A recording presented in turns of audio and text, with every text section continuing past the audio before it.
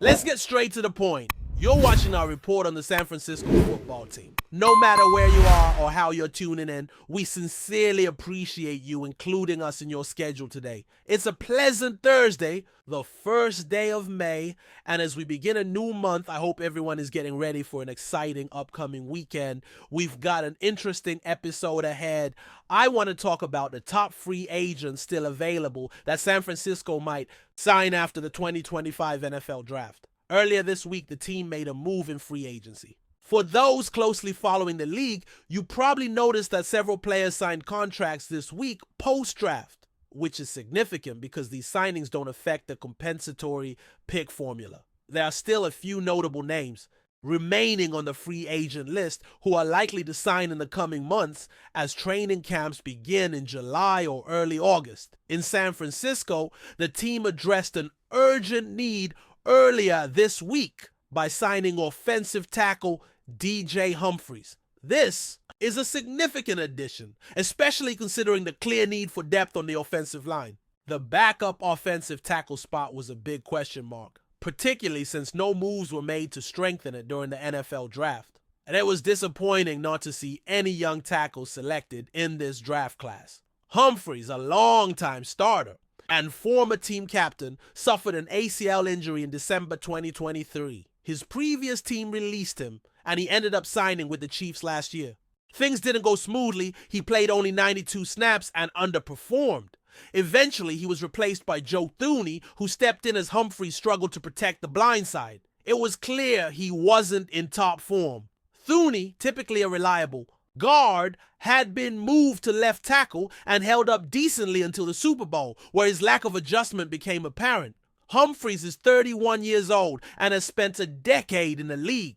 He was the 24th overall pick in the 2015 draft out of the University of Florida. In 2021, he made the Pro Bowl and spent his entire career with his previous team until the 2023 season. Many San Francisco fans likely recognize him, given his experience in the NFC West. He's mostly played left tackle in the NFL, only appearing at right tackle during his second year. If you're wondering whether he's meant to replace Colton McKivitz, who showed improvement after a tough season, I don't think that's the intention behind the signing. The team seems to value his playing style, production, and the fact that it's a low-cost addition. McKivitz is entering the final year of his contract, but Humphries could be the much-needed backup tackle. So the question is, who do you think should start at right tackle? You could argue Humphries is the third best offensive lineman when healthy, just behind Trent Williams and Dominic Puni.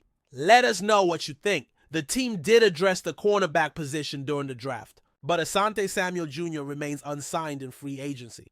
This is puzzling, given that he's still young and highly productive. He also comes from NFL lineage. His father, Asante Samuel Sr., is a respected figure. Samuel Jr. had a strong start to his career after being picked in the second round of the 2021 draft out of Florida State. Before getting injured last year, he had recorded over 10 pass breakups in each of his first 3 seasons, 11 in each of the first 2 and 13 in his third year. Last season, he appeared in only 4 games due to a shoulder injury, which is a concern for a player at his position. Teams may be hesitant due to the re-injury risk. Still, considering his skill, pedigree, and age, it's surprising he hasn't signed in a rapidly evolving defensive market. He turns 26 on October 3rd and already has 6 career interceptions. If the team is considering shifting another player inside or holding someone out to evaluate Samuel in a central role, especially if they feel another isn't ready, he's definitely a name to consider. So far, he's played primarily on the outside. With another player's injury, which we'll discuss shortly, the defense becomes a clear priority. During free agency, the team added 2 players and drafted a hybrid defender out of college. A veteran defender, selected to multiple All-Pro teams, is nearing the end of his career, but is still believed to be capable of performing at a high level. Post-draft reports indicated that his second-year defender, who had an impressive rookie campaign after being picked in the 4th round, re-injured the same ACL that was surgically repaired in college in 2022. The injury happened in the final game of the season in the second quarter after a hit to the knee.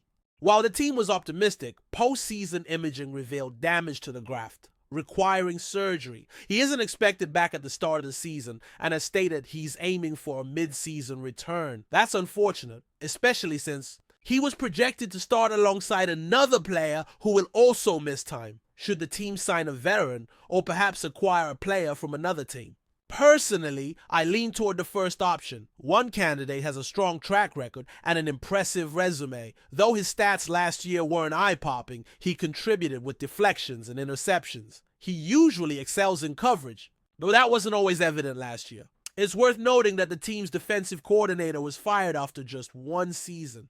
The defense struggled to generate quarterback pressure, ranking last in both sack rate and total sacks, and the secondary suffered as a result. For the first time in his career, this player was in a new defensive scheme. He admitted everything felt new, and he had trouble adjusting. Nonetheless, he has long been recognized as one of the best at his position. Adding him to the roster would significantly boost the defensive backfield. Over the last few years, he's continued to play high-level football. He's a traditional safety capable of making a wide range of plays. So yes, viable safety options are available if the team needs to reinforce that area due to injury. There's also a rotational defensive end and pass rusher in the later stages of his career who fits well into the team's scheme. He spent time with different franchises last year and was moved due to another team's need for help with pass rushing after an injury. Across both teams, he tallied 9 sacks.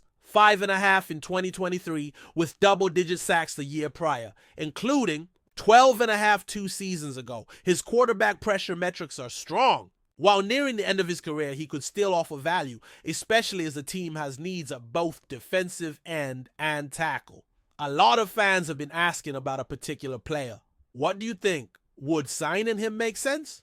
Personally, I don't see much value in bringing in an aging running back with a serious injury history. He's faced significant setbacks, and it doesn't seem wise for the team to invest in him. I wanted to touch on this topic since it's been widely discussed on social media. If you're looking for a team jersey, there are plenty of great options available. We have a full collection in collaboration with a specialty store, including current and former players' jerseys, authentic and replica, in all sizes for men, women, and kids. It's worth checking out. There's also a wide range of t-shirts for all tastes and sizes. You'll find gear for both current and past players. Links are easily accessible so you can gear up for the upcoming season. As for the quarterback position, there's a player who stands out and differs from others previously mentioned. He's become a competent player after moving through several NFL teams. He's best used in a slot as he lacks top-end speed or range, but he brings physicality. He's a solid tackler, effective against the run, and built more like a safety. Though not known for elite coverage, he's made impactful plays throughout his career. He's a slot defender who can match up with tight ends, get physical with running backs, and blitz off the line. I appreciate the way he plays. His pass deflection numbers have been impressive in recent years, and his interception stats are solid as well. He recently spent time with a notable team. If the team wants to add depth to the offensive line, there are experienced and competent players still on the market. One of them is Dalton Risner. Before last season, he was a second-round pick by the Denver Broncos and played for the Minnesota Vikings in 2024. Throughout his career, he started at least 14 games per season, but only appeared in 10 last year. He was a starter in Denver and took on a more versatile role in Minnesota. Currently, he might not be seen as a starting caliber offensive lineman, but he offers solid experience as a backup.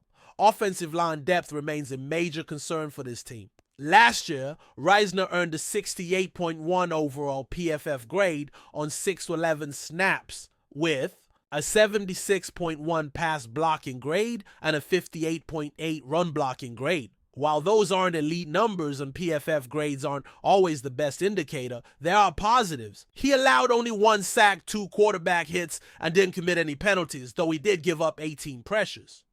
Another solid option is Brandon Scherf, a 5 or 6-time Pro Bowler who was a former first-round pick. He spent several seasons with his current team and played over 1,000 snaps last season. His PFF pass blocking grade was 74.5, though his run blocking grade dropped to 57.3. Notably, he didn't allow any sacks, committed just 2 penalties, and gave up 16 pressures. At about 32 years old, Scherf is a seasoned, capable player who could meaningfully improve the team's interior line depth. If a team is willing to take a chance on Jedrick Wills, a former first-round pick out of Alabama, there might still be untapped potential. Expectations were high for him to become one of the league's top tackles, but it never quite materialized. Signing him could provide an opportunity to refine his technique, improve his conditioning, and restore his confidence. Aside from being a player, he could serve as a valuable backup on the offensive line. There's also Israel Gutierrez, Austin Pleasance, and Isaac Alarcon.